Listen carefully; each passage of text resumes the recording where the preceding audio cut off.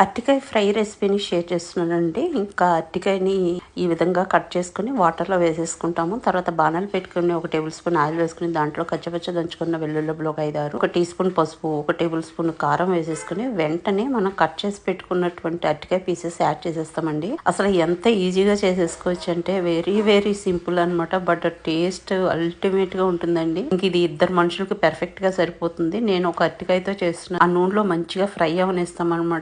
ఇప్పుడు ఇంకా రుచికి సరిపడా సాల్ట్ యాడ్ చేసేసుకొని మొత్తం అంతా మంచిగా మిక్స్ చేసేసుకొని మీడియం ఫ్లేమ్ లో ఫ్రై అవనిస్తామండి. నిదానంగా కరకరలు ఆడుతూ భలే ఉంటాయి అనమాట. వైట్ రైస్ లో కలుపుకొని తింటే ఎంత బాగుంటుందో. అసలు పప్పుచారు, రసము ఇలాంటి వాటిల్లో సైడ్ డిష్ గా నంచుకుని తింటుంటే కూడా అంతే బాగుంటుందండి. ఒకసారి డెఫినెట్ గా ట్రై చేసి చూడండి. చాలా చాలా ఎమ్మిగా ఉంటుంది. ఇంకా రెడ్డిష్ బ్రౌన్ కలర్ లోకి వచ్చేలాగా ఫ్రై అవనిస్తాము. ఇలా కదిపితే మనకు కరకర సౌండ్ రావాలన్నమాట. ఇంక అంతేనండి, మనం డిష్ అవుట్ చేసుకుని సర్వ్ చేసేయడమే.